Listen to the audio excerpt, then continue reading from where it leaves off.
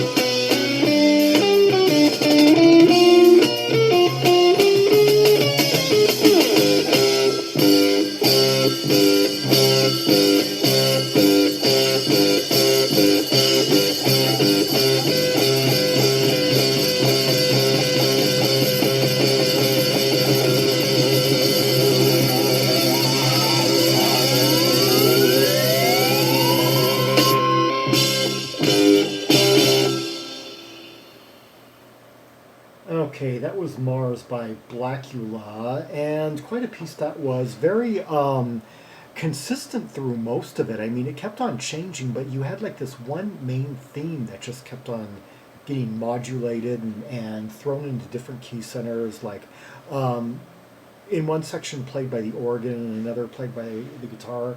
Only around like the 4 minute mark when that other riff came in that and started like corrupting things slightly. But even that seemed closely related to like kind of like a variation of what we were hearing earlier. And quite consistent in terms of the cadence too, even if it went from like kind of more flowing at times to tighter.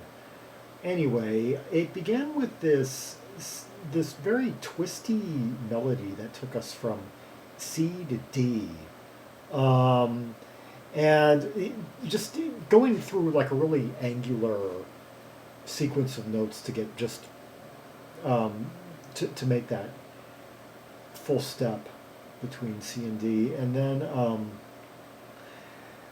there were like these beaming spaceship sounds, oscillating sounds coming in, and some rink organ, and then the guitar started to interlock, and this open cadence melody, searing guitar coalesced around that C chord. And then at around 2 minutes in, this closed cadence off meter movement took hold. And then we had some dropout faint organ variations of the theme from before, this time with a noticeable 6/4 meter. And then guitar counter melody that kept landing over those C bars. And then there was like this 7/8 section with that dun dun dun dun dun dun dun that basically seized the track at around the 4 minute mark. And gradually the drums started to fight against it, and it was bringing it to these false crescendos. And then at the 6 minute mark, or around there was this organ drum sequence that reminded me of bits of Abaddon's ELP, the instrumental Abaddon's Bolero off of Trilogy. And then the lead guitar recapitulation of the main theme, modulating, and then that final speed up of the track. Yeah, Mars. Recorded in 1974, as were the last 3 tracks in the CD reissue, predating the recording sessions for their 1975 album.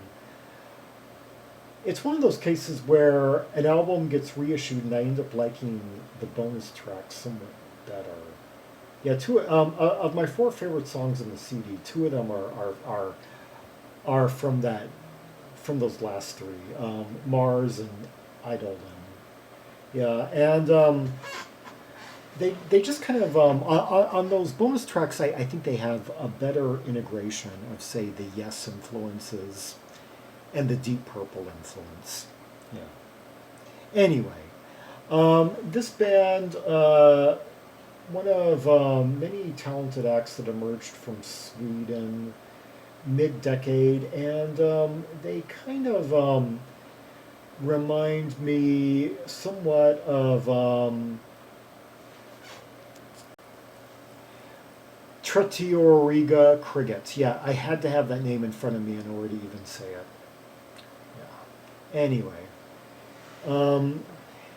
there were quite a few bands in Scandinavia that were mixing hard rock and symphonic around this time, mixing kind of like those John Lord organ type sounds, or kind of like somewhere between John Lord and Keith Emerson, with like Chris Squire, like bass and really crunchy, loud guitar at times. Yeah. Anyway, For more rubies and sapphires from the Blåkulla album, see the directory of albums by Swedish artists, linked in the description below. Actually, all of Scandinavia, because I have Sweden mixed in with Norway, Denmark, Iceland, yeah, and even Finland, even though it's technically not part of Scandinavia. It's attached to the Scandinavian peninsula. Yeah. Like and subscribe, follow me on social media, share the video, and leave a comment if there are any observations you have about the track we just heard, the intensity, the interplay, the counterpoint, the meters, the different section, yeah, the composition of it all, and the brilliance of that. And until next time, this is Zaragon, the world's most irretrievable tracks, signing off.